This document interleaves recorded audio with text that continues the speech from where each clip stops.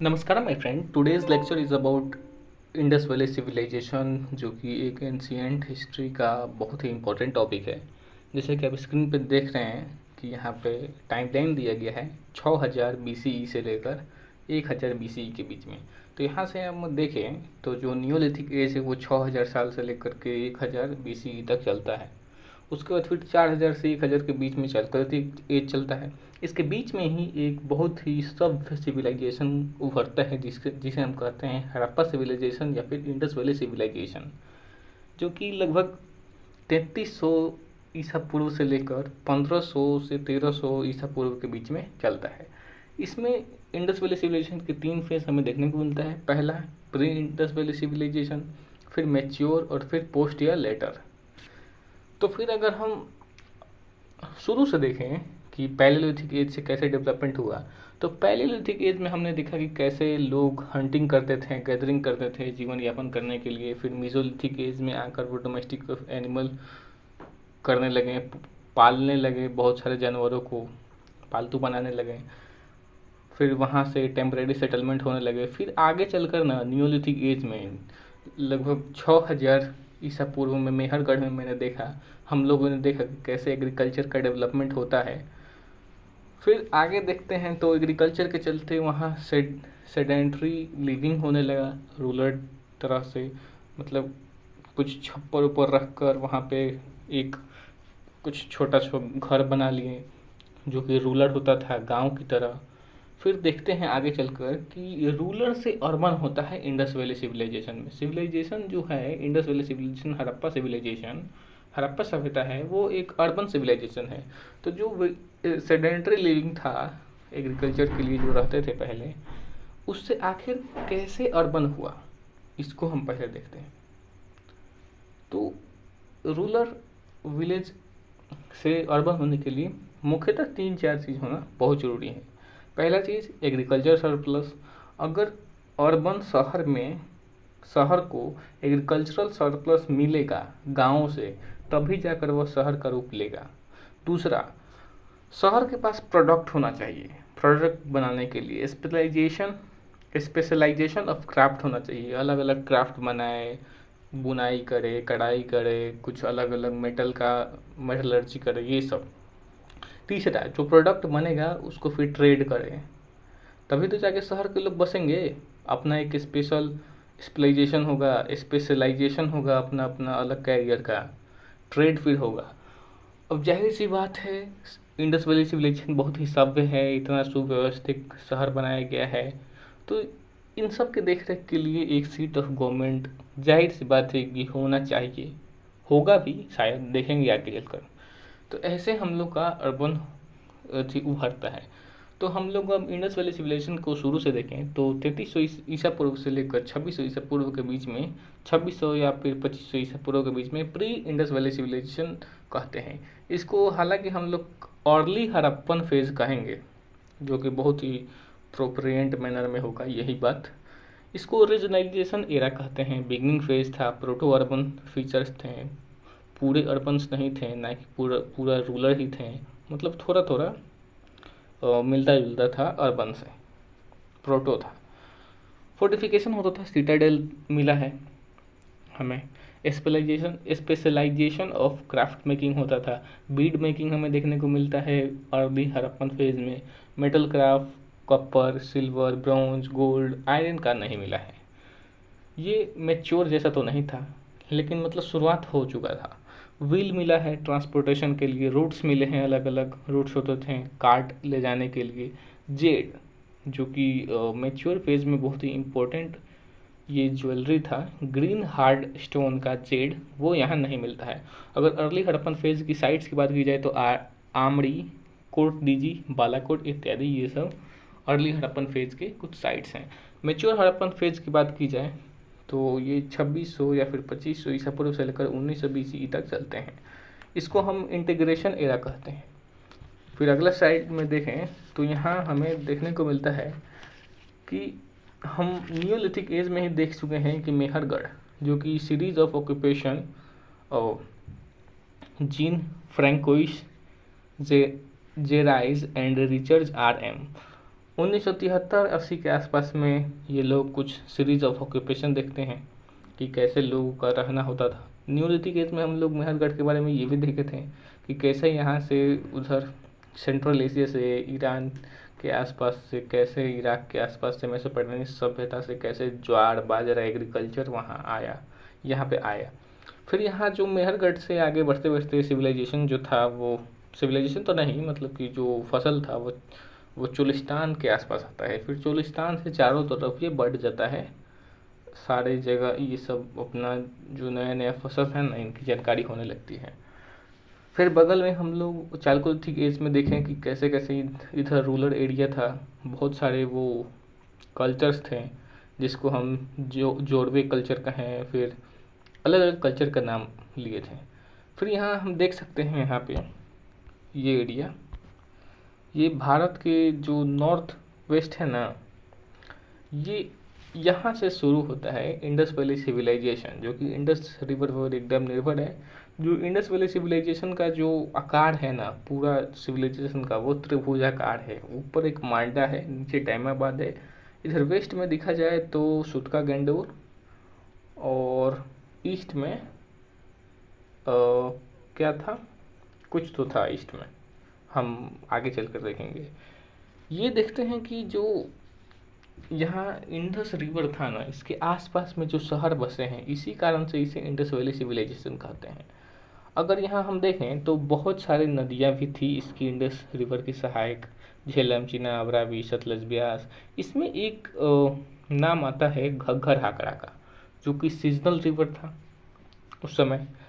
कुछ लोगों का मानना है कि जब घाघरा हक्कर सीजनल रिवर धीरे धीरे सूखने लगा ना, तो इसका डिक्लाइन होने लगा। इसी को हम लोग सरस्वती रिवर भी कहते हैं। इसका वर्ड हमें ऋग्वेद में देखने को मिलता है, जिसमें अफगानिस्तान के हेलमंद रिवर का भी मतलब कुछ पॉइंट करता है उधर। फिर एक हम देखें कि इधर रूरल एरिया में जो कल्चर्स थे इंडस वैली सिविलाइजेशन से अलग, वो यहाँ पे अर्बन एरिया को एग्रीकल्चरल सरप्लस देते थे, रिसोर्सेज प्रोवाइड करते थे सिटी को। ये सब ये देख सकते हैं आप, ये इंडस की सहायक नदियाँ हैं। और अगर हम मेच्योर हड़प्पन साइट्स की बात तब शुरू करें तो इसमें फेमस साइट्स आता है हड़प्पा। हड़प्पा सिविलाइजेशन के मेन हड़प्पा से ही इसका नाम हड़प्पन सिविलाइजेशन पड़ता है। हड़प्पा की डिस्कवरी की बात की जाए तो यहाँ पे एक्सकैवेशन हुआ था, मतलब खुदाई की गई थी दयाराम साहनी के द्वारा 1921 में रावी नदी के किनारे। डिस्कवर्ड क्या क्या हुआ था तो देखते हैं। सीटाडेल, ग्रेनरी जो कि अन्नागार होता है, बैरक्स, वर्किंग फ्लोर और डाइस, ये सब चीज़ें हड़प्पन साइट्स में मिलती हैं। चंदहुदरों की बात की जाए तो ये भी इंडस रिवर के किनारे था। इनकी एक्सकेवेशन एनजी मजूमदार 1931 में करते हैं। यहाँ डिस्कवर्ड किया जाता है बीड फैक्ट्री, जो कि चंदहुदरों के अलावा लोथल में भी हमें देखने को मिलता है। ये फोर्टिफिकेशन नहीं था, सीटाडेल यहाँ नहीं देखने को मिलता है। इंकपोर्ट था, लिपस्टिक था, टेराकोटा मॉडल ऑफ बुलकार्ट था, और ब्रॉन्ज टॉय कार्ट भी देखने को मिलता है यहाँ चंदहुदरों में। अगर हम मोहनजोदारो की टाउन प्लानिंग की बात की जाए, या फिर पूरे इंडस वैली सिविलाइजेशन की टाउन प्लानिंग की बात की जाए, तो लगभग हर एक टाउन में ये फीचर्स देखने को मिलता है जो टाउन प्लानिंग हम अभी देखेंगे। जो टाउन्स था वो एकदम प्लांट टाउन्स था, मेनली दो पार्ट में बटा हुआ था, एक डाउन टाउन, एक अपर टाउन। अपर टाउन जो कि एकदम एलिट क्लास का था, रिच पावरफुल लोगों का था, जो कि मर्चेंट्स, ट्रेडर हो सकते हैं, और आम पब्लिक का, आर्टिजन, वर्कर्स, लेबर, पीजेंट्स, इन सब लोगों का लोअर टाउन था। अगर हम टाउन की बात की जाए तो दोनों टाउन में एकदम ग्रिड प्रणाली से रोड बनता था, घर बनते थे, ड्रेनेज सिस्टम होता था, दोनों में कवर्ड थे, इंस्पेक्शन होल होता था, हर घर में कुआं देखने को मिलता है, गार्बेज सैनिटेशन मिलता है। ग्रिड प्लान टाउन हमें देख चुके हैं। शहर के बगल में हो सकता है कि ये नदी होती है हर शहर में, और रोड के ना साथ साथ में सॉकपिट भी चलता था, नाला जिसे कहते हैं। वेंटिलेशन के लिए नॉर्थ और साउथ की डायरेक्शन में ये रोड बनाए जाते थे। और अपर टाउन के कुछ फीचर्स की, अलग फीचर्स की बात की जाए तो यहाँ ग्रेनरी मिली है, पब्लिक बाथ मिले हैं, पिलर्ड हॉल मिले हैं जो कि रिच पावरफुल लोगों की ओर इशारा करते हैं, बड़ा बड़ा घर मिला है, मतलब अच्छा सुविधा है एलिट क्लास के लिए। और अगर हम ईंट की बात की जाए तो ईंट उस समय ब्रॉन्ड ब्रिक था, जो कि जिसका रेशियो था 1:4, फोर्टिफिकेशन के लिए ये काम आता था। मोहनजोदाड़ो की अब फिर से बात की जाए तो ये इसका नाम पड़ा है माउंड ऑफ डेथ। इसका मतलब होता है, जो कि इंडस रिवर के किनारे था। राखल दास बनर्जी 1922 में इसका एक्सकवेशन करते हैं। जॉन मार्शल 1930 में इसकी सहायता करते हैं। और डिस्कवर्ड क्या क्या हुआ है तो देखते हैं। मल्टी पिलर्ड असेंबली हॉल मिले हैं, ग्रेट पब्लिक बाथ मिले हैं, लार्ज ग्रेनरी, ओवन कॉर्ट cloth, college of priest building मिला है, bronze dancing girl, violent death, बिखरा हुआ शरीर, बरियल्स मिले हैं हमें, seal, mother goddess, Pashupati Shiva जो कि प्रोटो शिवा भी कहते हैं, ये सब चीज़ें हमें देखने को मिला है। वहाँ लोगो मोहर भी मिला है, मल्टीपल सील्स होते हैं जो कि शायद मर्चेंट्स बिजनेसमैन्स की पहचान के लिए सील लगाया जाता था। लोगो जो कि डिज़ाइन थे जिसपे एनिमल, मोती या फिर सब्सटेंस, सोना चांदी का या फिर अलग अलग जानवरों का, रिलीजन का तो नहीं पता लेकिन कुछ जानवरों का वहाँ चित्र होता था। शिप जो कि बिग बोट कहते हैं, इनसे वो ट्रेड होता था, मोहनजोदाड़ो से हमें प्रमाण मिलता है। और बेंगल ऑफ क्ले, ये सब सारी चीज़ें हमें देखने को मिला है यहाँ मोहनजोदाड़ो से। अगले स्लाइड में बात की जाए तो यहीं से और भी कुछ चीज़ें मिले हैं, जो कि बुल सील पे बुल का चित्र मिला है। हम यूनिकॉर्न को भी देखते हैं। यूनिकॉर्न जो कि एक सिंह वाला जो बैल या गाय कह सकते हैं, वो भी एक सील पे मिला है, जो कि वहाँ मेसोपोटामिया से ट्रेड करने का प्रमाण देता है। टेराकोटा टॉयज भी मिलता है जो कि हैप्पीनेस का इंडिकेशन है। मेसोपोटामियन सिलेंड्रिकल सील भी देखने को मिलता है। मोस्ट पॉपुलेटेड ये शहर था और डिफेंसिव वेपन्स एग्रेसिव नहीं था यहाँ पे। अब अगली साइट की बात की जाए तो वो है कालीबंगन, जिसका मतलब होता है ब्लैक बेंगल्स, जो कि राजस्थान के घग्गर रिवर के पास में इसका एक्सकवेशन होता है। फॉरो मिला है यहाँ से, जो कि प्लो प्लो प्लो जो हल होता है, प्लॉट खेत मिला है। फायर आल्टर हवन कुंड मिला है जो कि एक रिलीजियस की ओर इशारा करता है। बोन्स ऑफ कैमल मिला है। डिकोरेटिव ब्रिक्स मिले हैं जो कि फ्लोरिंग होता था, टाइल्स वगैरह, मतलब चिकना टाइल्स मिला है यहाँ पे, फ्लोरिंग अच्छा होता था। ड्रेनेज सिस्टम की बहुत कम व्यवस्था थी क्योंकि ये आहार बनास कल्चर के जस्ट पास ही में थे, जो कि चालकोलिथिक से कुछ ज़्यादा ही इंस्पायर थे। टाउन प्लानिंग बहुत ही कम थी, ना के बराबर थी। सुरकोटदा जो कि भूज में पड़ता है, यहाँ पे बोन्स ऑफ हॉर्स देखने को मिलता है, जो कि बहुत चौंकाने वाली बात है। ये नहीं भी हो सकता है कि घोड़े का बोन्स नहीं मिले हैं, जो कि आईवीसी में हॉर्स का एकदम चर्चा नहीं है। आगे रिंग वेदिक में जाके बोन्स का चर्चा मिलता है, तो शायद ये नहीं होगा। एक चीज़ हम भुलाए हैं यहाँ पे कि यूनेस्को में 1980 के आसपास यहाँ पे इसको यूनेस्को हेरिटेज साइट में इसकी वाल को या फिर मोहनजोदाड़ो को यूनेस्को में शामिल किया गया। और यहाँ ये भी पता चला कि जो फ्लड था वो 9 फ्लड टाइम लाइन्स देखने को मिला है। फिर आगे हम देखें धौलावीरा का, तो इसको भी यूनेस्को में 2021 में जगह दिया गया, जो कि लूनी नदी गुजरात में कच्छ के आसपास में थ्री पार्ट ऑफ टाउन होते हैं उस समय धौलावीरा में। एक यहाँ मिडिल क्लास के लिए एलिट टाउन और लोअर टाउन, 3 टाउन्स होते हैं। इसका जो सीटाडेल फोर्टिफिकेशन था वो पूरी कंप्लीट नहीं थी, कुछ ओपन टाइप का था। एक ओपन स्पेस भी मिला है पार्टी शार्टी करने के लिए। वॉल एकदम मैसिव था, सराउंडिंग वॉल्स जो कहीं कहीं छूटा भी है बाउंड्री में। वाटर रिसोर्सेज की बात की जाए तो यहाँ हार्वेस्टिंग की जाती थी। साइन बोर्ड्स भी बहुत सारे मिले हैं। ज्वेलरी की बात की जाए तो कॉपर स्टोन, टेराकोटा इत्यादि मिले हैं। लोथल की बात की जाए तो भोगवा और साबरमती रिवर के पास में देखने को मिलता है गुजरात के। यहाँ डॉकयार्ड का साइन देखने को मिलता है, डॉकयार्ड सी पोर्ट जैसा। Well planned wall city, centre of sea trade यहीं से होता था।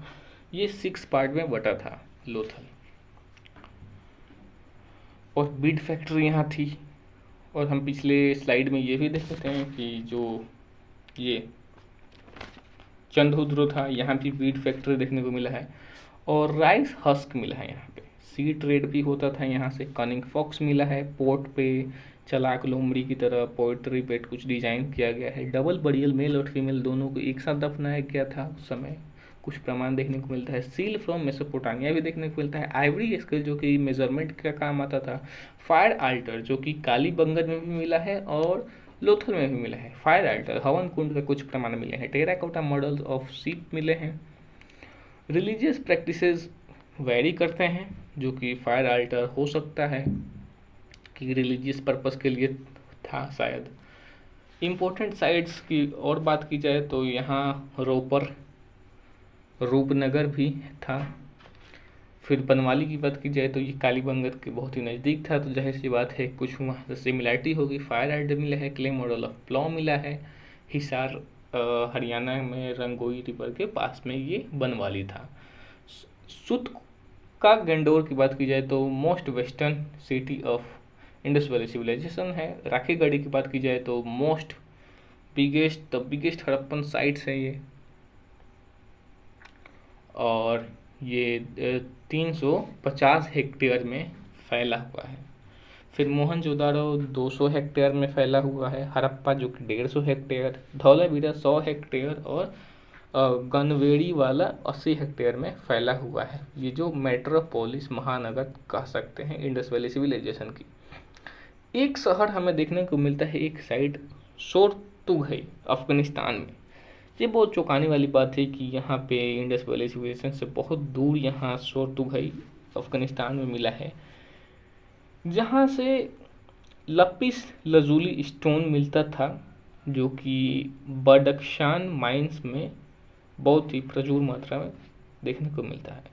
टीन और लपिस लजूली यहाँ इंपोर्ट होता था इंडस वैली सिविलाइजेशन में। ये एक ना मतलब दरवाज़ा था इधर इंडस वैली सिविलाइजेशन में इंटर करने के लिए, इसलिए वहाँ कंट्रोल करना इंडस वैली सिविलाइजेशन के लिए कुछ प्रॉफिटेबल था शायद से। और हड़प्पा ग्रेवयार्ड देखने को मिले तो नेक्रोपोलिस जूना खटिया हमें देखने को मिलता है गुजरात में, जो कि धौलावीरा से 500 किलोमीटर वेस्ट में है। यहाँ लगभग 500 ग्रेव्स मिले हैं, जो कि 2800 BC रफली अर्ली हड़प्पन एरा के ये सब बरियल्स और ग्रेवयार्ड का चिन्ह देखने को मिलता है। ये एक अर्बन सेंटर था। फिर आगे हम बढ़ें तो सोरतुघई अफगानिस्तान की बात हम तो कर चुके हैं। और सारे इसकी चौहद्दी की बात की जाए इंडस वैली सिविलाइजेशन की तो ऊपर में नॉर्थ में मांडा जम्मू में, वेस्ट में सुतका गंडोर जो कि मकरान पाकिस्तान में है, और गुजरात में मालवान सूरत के पास, डायमाबाद जो कि लेटर हड़प्पा फेज का ये साइट है इधर साउथ में। और इधर बात की जाए ईस्ट में तो आलमगीरपुर सहारनपुर यूपी में। अर्बन कल्चर की फीचर्स की बात की जाए ना तो यहाँ पे कुछ फीचर्स होना ज़रूरी है जिसके कारण ही हम लोग उसको अर्बन कहेंगे।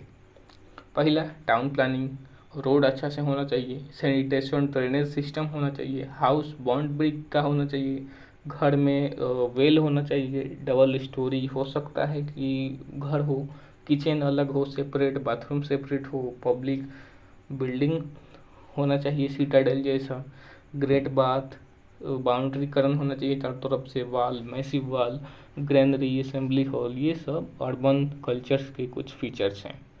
अगर सिटी के कैरेक्टरिस्ट की बात की जाए तो इसका थियोरी देते हैं वी गॉर्डन चाइल्ड ने। अर्बन रेवोल्यूशन की बात करते हैं, इसमें 10 पॉइंट देते हैं जो कि सिटी का इंडिकेशन देता है। पहला, इंडिकेशन लार्ज एरिया होना चाहिए विथ डेंसली पॉपुलेशन। दूसरा specialised specialist craftsman, artisan, merchants, trader इत्यादि होना चाहिए। तीसरा कि वहाँ टैक्स का पेमेंट हो, page taxes, tribute, accumulation of surplus, architecture, monuments होना चाहिए। Elite class consume quality goods और एक्सपेंसिव होना चाहिए, मतलब एलिट क्लास एक्सपेंसिव गुड्स का वो कंज्यूम करे। फिर राइटिंग, रिकॉर्ड, अकाउंटिंग, कैलकुलेशन इत्यादि होना चाहिए। सातवां में देखें तो साइंस की चर्चा होनी चाहिए, जियोमेट्री, अर्थमेट्री, एस्ट्रोनॉमी इत्यादि। Production, sophisticated style of art, foreign trade, long distance, state organisation, kinship, रिश्तेदारी हो सकती है, नहीं भी हो सकती है। एनीवन लिव्स इन सिटी, ये सब कैरेक्टरिस्टिक हैं सिटीज़ के। इंडस वैली सिविलाइजेशन की बात की जाए तो यहाँ कल्चरल कॉम्प्लेक्सिटी होता है, होमोजेनिटी और far reaching political control. Trait of characteristic की बात की जाए तो ये अर्बनाइजेशन, टाउन प्लानिंग हम लोग देख चुके हैं। फिर टाउन प्लानिंग के कुछ और भी मुद्दे की बात की जाए तो रोड, स्ट्रीट वाइड था उस समय और इंटरसेक्टेड एट राइट एंगल होता था। मेन स्ट्रीट जो कि 10 मीटर चौड़ा था, कंसर्न राउंडेड था, कॉर्नर राउंडेड था कि चोट ना लग जाए, और कोऑर्डिनल ओरिएंटेशन था। कैसे कैसे क्योंकि ये नॉर्थ और साउथ में वेंटिलेशन के लिए ये और रोड खुलता था। वाल ब्रिक की बात की जाए तो सॉन ड्राई बॉन्ड ब्रिक की यहाँ चर्चा मिली है। सॉन ड्राई ना इजिप्शियन सिविलाइजेशन में देखने को मिलता है और मेसोपोटामियन में बर्न्ड ब्रिक कम मिलता है, लेकिन वाल ब्रिक बॉन्ड मिला है यहाँ पे हमें इंडस वैली सिविलाइजेशन में। अगर हम बात की जाए साइज की ब्रिक की तो हाउसेज में 7:14:28 मतलब 1:2:4 का कॉम्बिनेशन देखने को मिलता है, लेकिन सिटी वाल में ना 10 सेंटीमीटर इंटू 20:40 सेंटीमीटर कॉम्बिनेशन मिलता है, जिसको 1:2:4 कहते हैं। Infirmity in size of BRICS, मतलब कि यूनिफॉर्मिटी था, कोई ऐसा नहीं कि कोई बड़ा ब्रिक्स बना ले कोई छोटा ब्रिक्स बना ले, ऐसा नहीं, वहाँ कोई रूल रेगुलेशन होता होगा। Drainage system, bricks stone slabs होता था, कवर ड्रेन होता था, इंस्पेक्शन होल होता था, मेन होल भी होता था, जेंटल स्लोप होता था, मोटर लाइम जिप्सम से उसको चिपकाया जाता था, मेड ऑफ। ये सब हाउसेज की बात की जाए तो मल्टी स्टोरिंग बिल्डिंग होती थी, लगभग 1 या 2 होती है, रूम होते थे, बाथरूम सेपरेट होते हैं, सीढ़ी भी देखने को मिलता है जिससे हम पता कर सकते हैं कि मल्टी स्टोरी घर होते थे। वहाँ ऊपर न ईंटे की छत नहीं होता था, लकड़ी की छतें होती थी, छप्पर टाइप। वेल भी मिले हैं, कुआं कुछ कुछ घरों में। हर शहर में ये घर के मेन दरवाजे स्ट्रीट पे नहीं खोलते थे, एक जगह एक्सेप्ट वहाँ लोथल में मेन स्ट्रीट पे खुलता था, लेकिन सारे शहर में दरवाज़ा मेन गेट का मेन स्ट्रीट पे नहीं खुलता था। बीच में एक आंगन होता था, कोर्ट यार्ड, जो मल्टी स्टोरी बिल्डिंग का छत होता था, वो हम बात किए हैं, वुडन होता था, मड का या रीड का। कालीबंगल में हमें फ्लोर टाइल्स मिला है और वॉच एंड वार्ड अरेंजमेंट होता था वहाँ सिक्योरिटी के लिए। नो आर्बिट्रेटरी होता था, एनरोचरी कब्जा रोड पे ऐसा कोई व्यवस्था नहीं था कि कोई कब्जा कर ले उसका हो जाए। भट्ठा जो था ना वो पोल्यूशन फ्री होने के लिए आउटसाइड ऑफ टाउन होते थे, गार्बेज भी आउटसाइड ऑफ टाउन ही फेंके जाते थे। अगर हम पब्लिक बिल्डिंग की बात की जाए तो पब्लिक बिल्डिंग में पिलर्ड हॉल मिला है, मे बी डिज़ाइन मेकिंग था, 20 पिलर हॉल लगभग। ये एक हॉल बड़ा सा मिला है जो कि सबसे बड़ा मिला है मोहनजोदारो में। ग्रेटर ग्रैनरी हड़प्पा में 6 ग्रैनरी मिला है, ग्रेन्स रखने के लिए। उसमें अलग अलग सब डिवीजन भी होता था कि एक डिवीजन खराब हो जाए तो दूसरा ना खराब हो जाए। सरप्लस था, ग्रेन सरप्लस के लिए रखा जाता था, एक्यूमुलेट स्टोरेज के लिए। पब्लिक बाथ भी होता था जिसमें सीढ़ी, Coulter, water proofing public bath था। चेंजिंग रूम्स भी होते थे, मे बी ये रिचुअल्स के लिए होते हैं, जैसे कि छठ पूजा जो होता है। ड्रेनेज सिस्टम भी था उस पब्लिक बाथ में। इसमें एक बीच में एक वेल कुआं भी था जो कि पानी निकालने में काम आता था। अर्बन कल्चर की हम लोग फीचर्स की बात पिछले स्लाइड में किए हैं कि कैसे टाउन प्लानिंग और अर्बन कल्चर्स के ये सब फीचर्स होते हैं। रोड होना चाहिए, टाउन प्लानिंग अच्छे से होना चाहिए, sanitation, drainage system, double storey house और burnt brick, room, kitchen, well अलग होना चाहिए, public building, citadel, elite class के लिए ग्रेट बार, असेंबली हॉल और ग्रैंड इत्यादि होना चाहिए। कल्चरल टेम्पलेट की बात की जाए ना तो यहाँ घर रेक्टेंगुलर या फिर स्क्वायर होता था, जो कि बहुत ही इम्पोर्टेंट माना जाता है। उस समय एरा की बात की जाए और डायनेस्टी, तो कंट्रीब्यूशन होता था डायनेस्टी का, या फिर political system, administration, society, religion, economy, culture, architecture, ये सब हर एक एरा में हम लोग आगे देखेंगे। अब इस एरा में देखते हैं कि क्या क्या मिलता है हमको। तो इंडस वैली सिविलाइजेशन की इकोनॉमी की बात की जाए तो इकोनॉमिकल एंगल की बात की जाए तो यहाँ पे 3 चीज़ हमें देखने को मिलेगा, हर एरा में देखने को मिलेगा। एग्रीकल्चर, लाइफ स्टॉक और ट्रेड। सबसे पहले एग्रीकल्चर की बात की जाए तो उस समय क्रॉप्स में wheat, rice, watermelon, dates, grapes, millet, henna, garlic, mustard इत्यादि उगाया जाता था।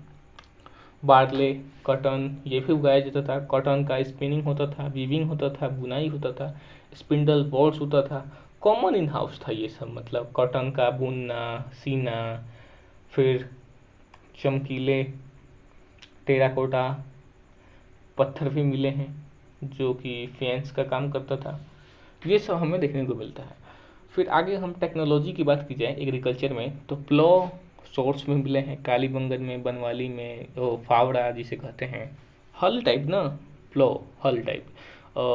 स्टोन के सिक्कल भी मिले हैं, हंसिया टाइप के। एंशियंट टाइम्स में रेनफॉल ज़्यादा होता था, इसका भी एविडेंस देखने को मिलता है। एनुअल इनंडेशन इन इंडस, ये टेक्नोलॉजी बहुत ही इंपॉर्टेंट है। एनुअल इनोंडेशन मतलब ना, अगर नदी में, इंडस नदी में अगर पानी आए तो रेनफॉल जब होगा तो यहाँ से पानी बहुत दूर तक जम जाएगा, नदी चौड़ा हो जाएगा, फिर धीरे धीरे सूखेगा ना, तो नदी के किनारे पे खेती करना बहुत ही अच्छा होता था इरिगेशन के लिए। इरिगेशन नहीं करना पड़ता था क्योंकि वो एकदम फर्टिटाइल फर्टिलाइट वो खेत होता था, ज़्यादा इरिगेशन की ज़रूरत नहीं पड़ेगा, रेनफॉल होता था। फिर किनारे किनारे अपना वो बीज बो दो।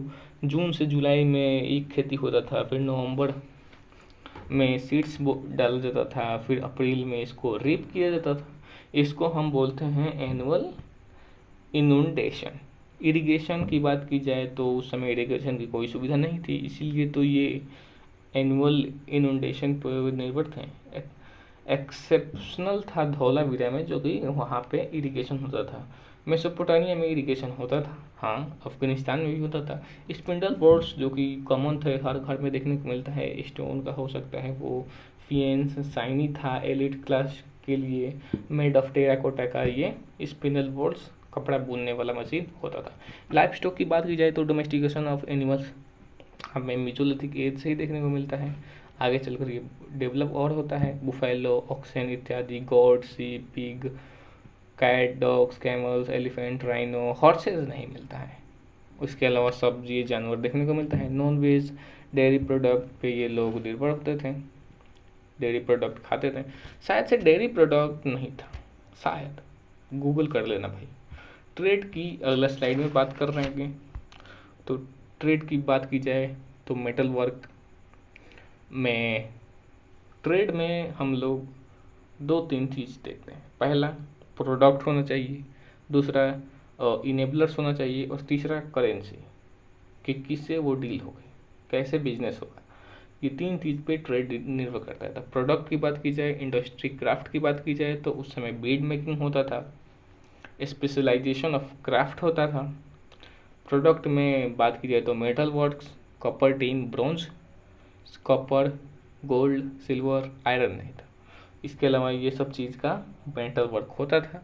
अब जो प्रोडक्ट बनेगा तो इनेबलर्स होंगे, सील, मर्चेंट्स, ट्रेडर, ये लोग मेजरमेंट करके राइटिंग स्क्रिप्ट की सहायता से इसको बेचेंगे। फिर बेचने के लिए ट्रांसपोर्ट भी आगे इनेबल होगा। फिर ट्रेडिंग पार्टनर, मार्केट्स, डोमेस्टिक हो या इंटरनेशनल, वो करना पड़ेगा आगे। फिर वो कैसे अपना इनेबल्स करेंगे, करेंसी होना चाहिए, पार्टर सिस्टम था उस समय। मेटल रिलेटेड क्राफ्ट की बात की जाए तो ब्रोंज लिमिटेड था, क्योंकि टीन वहाँ से आता था। कहाँ से आता था तो अफगानिस्तान से टीन आता था।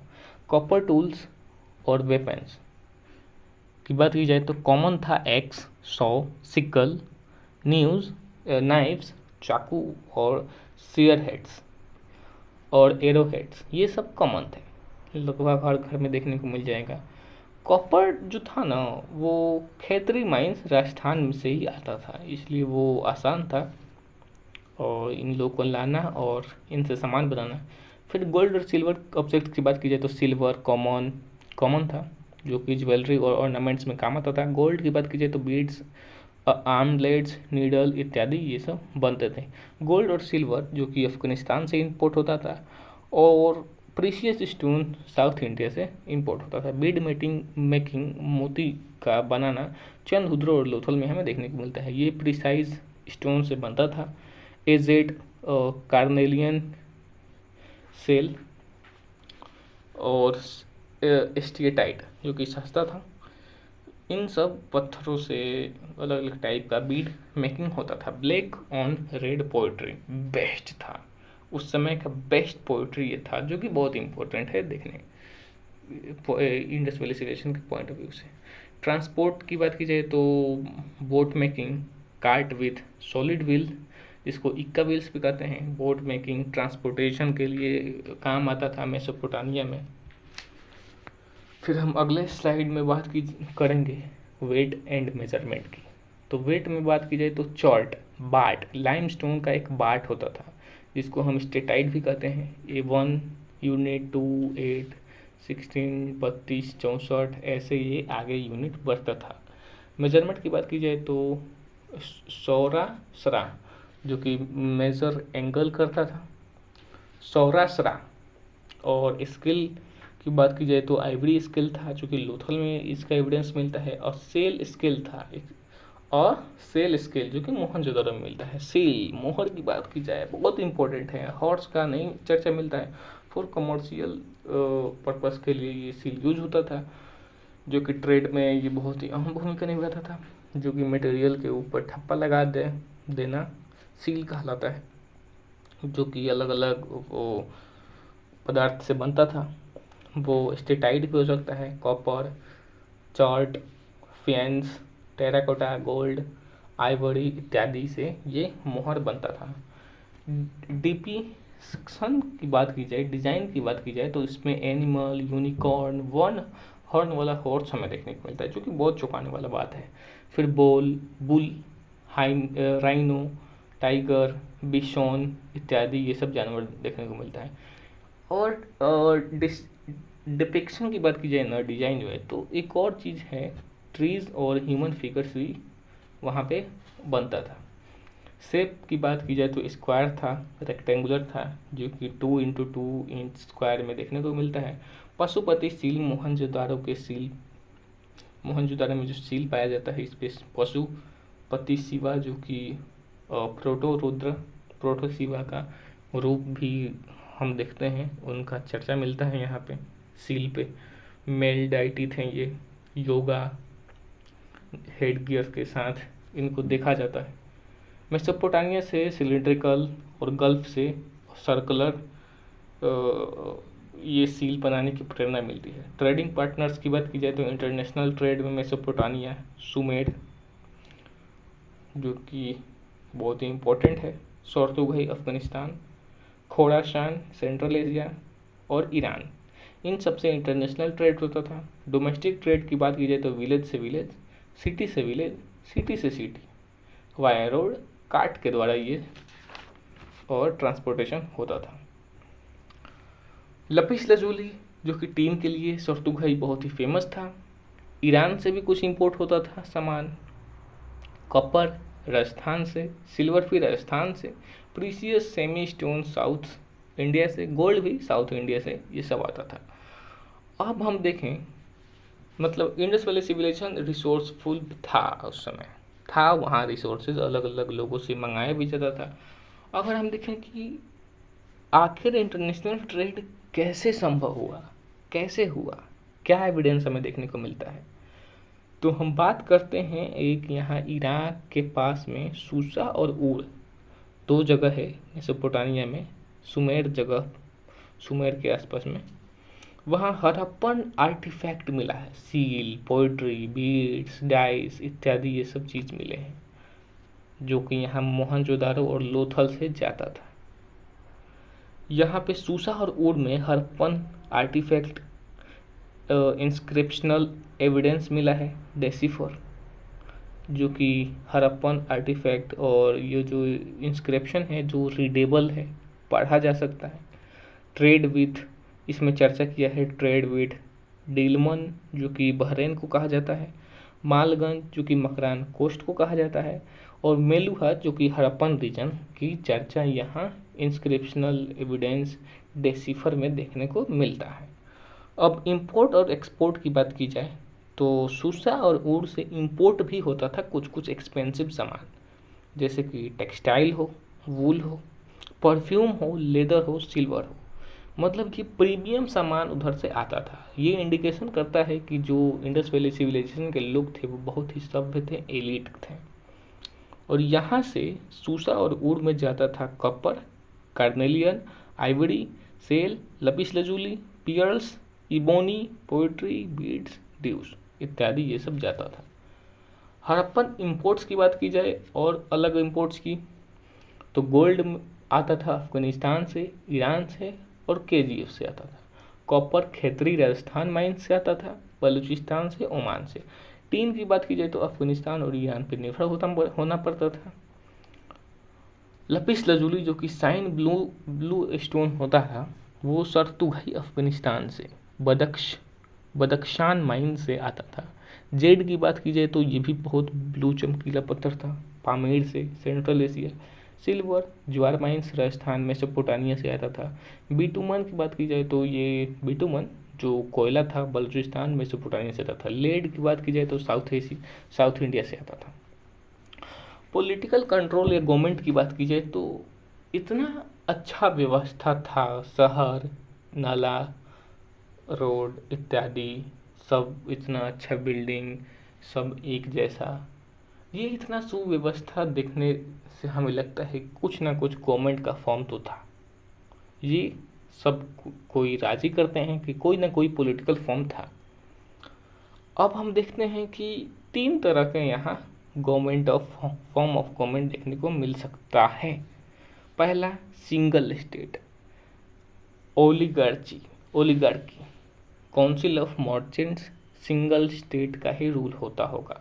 दूसरा, या फिर मल्टीपल स्टेट्स होते होंगे, वेरिएशंस होते होंगे, बहुत सारे यहाँ पे मल्टीपल स्टेट्स होंगे, अलग अलग अपना गवर्नमेंट चलाते होंगे। तीसरा, या फिर यहाँ कोई रूलर नहीं होगा, सब कोई अपने इंजॉयड करेंगे इक्वल स्टेटस में। पावर सेंटर कुछ ना कुछ तो होता होगा, जो कि किंग का प्लेस हो सकता है, जो कि किंग का उस समय एविडेंस मिलता ही नहीं है। टेम्पल में प्रीस्ट होते नहीं हैं। रिलीजियस स्टैंडर्डाइजेशन होता नहीं होगा उस समय। तो यहाँ पे हम देखते हैं कि पॉलिटिकल कंट्रोल गवर्नमेंट में ना एक स्टैंडर्डाइजेशन होता होगा शायद, लेकिन इनसे पता चलता है कि नहीं होता होगा। Cultural homogeneity, pottery, city surplus, concentration of wealth, expansion towards resources, granary, public bath, building, citadel इत्यादि मिला। इससे पता चलता है कि पॉलिटिकल कंट्रोल था, लेकिन कुछ विद्वानों का मानना है कि नहीं था। इसमें हम 3 चीज़ देख चुके हैं, सिंगल स्टेट होता होगा, नो रूलर होता होगा, या फिर मल्टीपल स्टेट्स होते होंगे।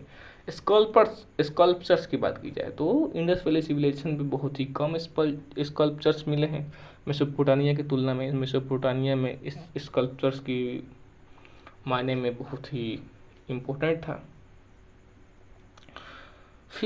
Very few sculptures are known high standard of craftsman.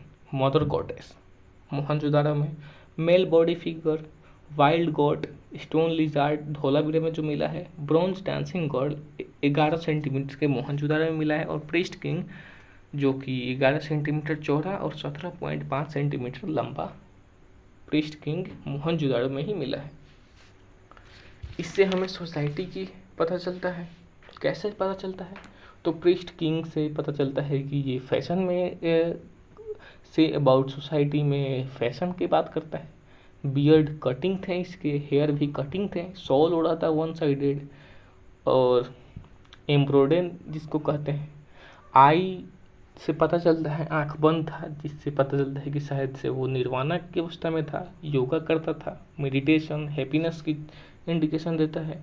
Dancing girl से फैशन की बात की जाए तो हेयर लुक स्टाइलिश था, बिंदी ऑन हेड था, बेंगल इन हैंड्स था, ये फैशन का इंडिकेशन करते हैं।